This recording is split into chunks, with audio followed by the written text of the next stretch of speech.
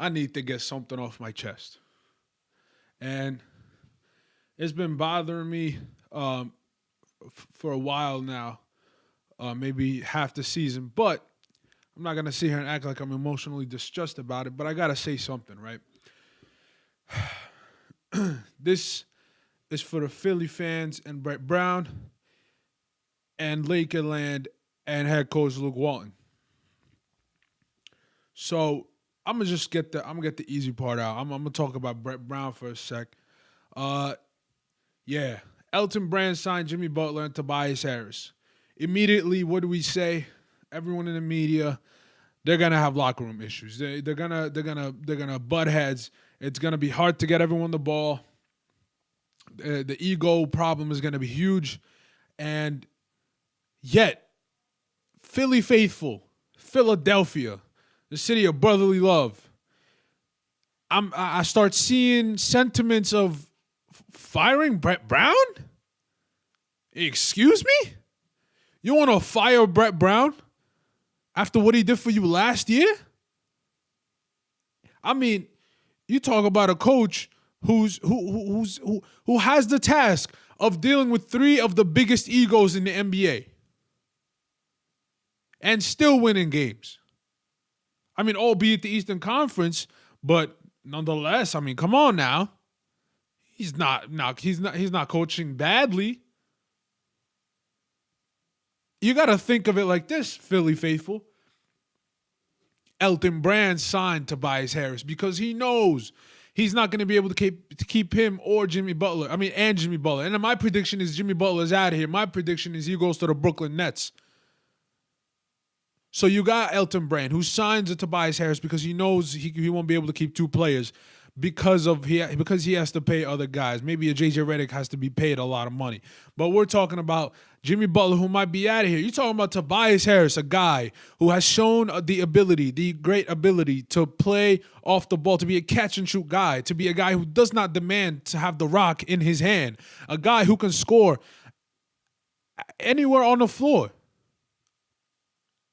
With Jimmy Butler, on the other hand, we got a guy who needs to monopolize the ball. We got a guy who they want to use as a piece in order to make a deep run in the playoffs. And we're talking about Toronto. We're talking about Boston. We're talking about Philly. And we're talking about the Bucks being deep threats in the playoffs. So you got to have a loaded roster. But come on, man. Fire Brett Brown? You got to be kidding me. He's like the guy I'm going to get into in a second, Luke Walton. He's like a guy who's in a situation he was not prepared for. And let me keep it a buck with you. The Philadelphia 76ers are going to be fine. They're going to have Joel Embiid. They're going to have Ben Simmons back. They're going to have J.J. Redick back. They're going to have Tobias Harris for next year. They're going to be fine. You Philly fans got to relax. You got to look into the longer picture. You'll be fine. Let me go to the West Side. Let me talk about the Los Angeles Lakers. What a mess. I mean, come on. You talk from the beginning. I mean, I couldn't believe it. I couldn't believe we bought the statement that you were trying to build a playmaking squad. I mean, what kind of idea is that? I mean, who the hell builds a squad of guys who need the ball in their hands to play make, and they don't know how to play off the ball? I mean, what kind of stupid idea is that? I mean, the absolute ignorance of us fans, of us media person, of everybody outside the Lakers organization to believe that they actually wanted to build a playmaker. Nah, they built that squad because they knew they couldn't sign nobody, because nobody wanted to go to Los Angeles Lakers because they didn't have anything to show for it. That's why they built a playmaking squad, not because they want to try something new, revolutionize the NBA. Nah, I'm sorry. You could have signed a Paul George if you were formidable. You could have signed a Kevin Durant, or you can sign a Kevin Durant, but although he's not talking about coming here because of the toxicity that surrounds the LA Lakers. And yes, I use the word toxicity because it is what it is. I'm not calling nobody toxic, but the whole situation is toxic. Now, I'm talking about you want to bring back Showtime. You're not bringing back Showtime with playmakers, my guy.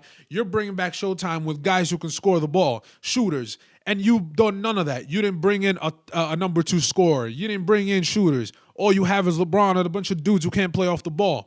I mean, Kyle Kuzma and Lonzo Ball, the closest thing you got to that type of players. And man, I hope they.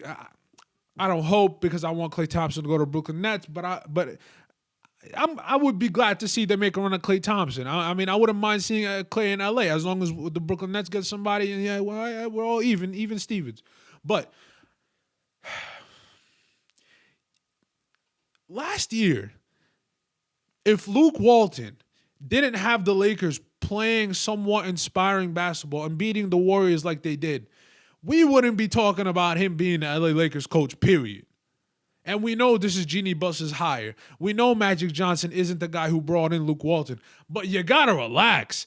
I mean, I understand that the Warriors, when Luke Walton was coaching, were stacked. And we couldn't really see if he was really a top coach. But nonetheless, I mean, last year, that's when, I'm not saying they're winning games, but last year is when we were talking about, the Lakers going to be nice.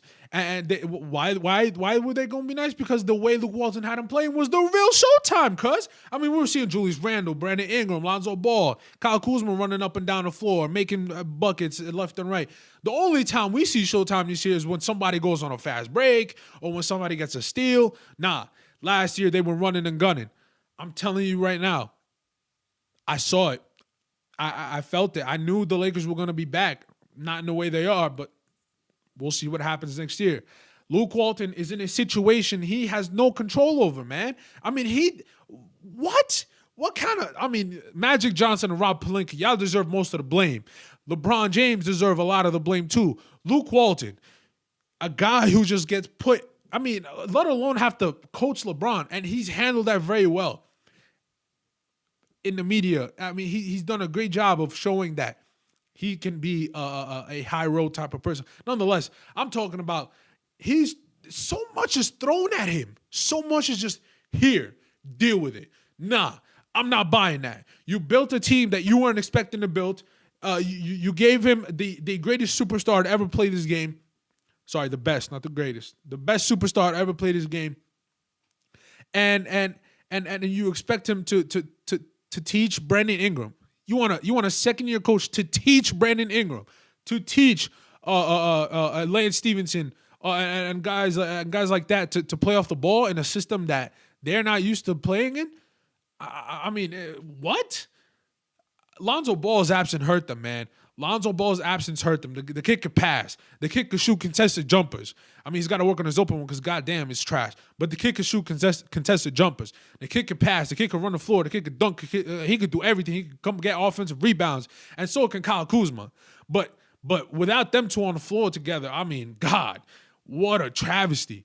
So you're telling me Luke Walton should be fired? He should not come back? Nah, the only reason he don't come back, the only valid reason he should not come back is if Magic Johnson don't want him back. But to tell me that he is a bad coach, out of here. You stupid. That's what I thought. Seriously, what? Nah, enough of that. Enough of that. Luke Walton does not deserve to get fired. Luke Walton does not deserve so much blame that he's gotten. Like I said, I'm not going to repeat what I said. You get it.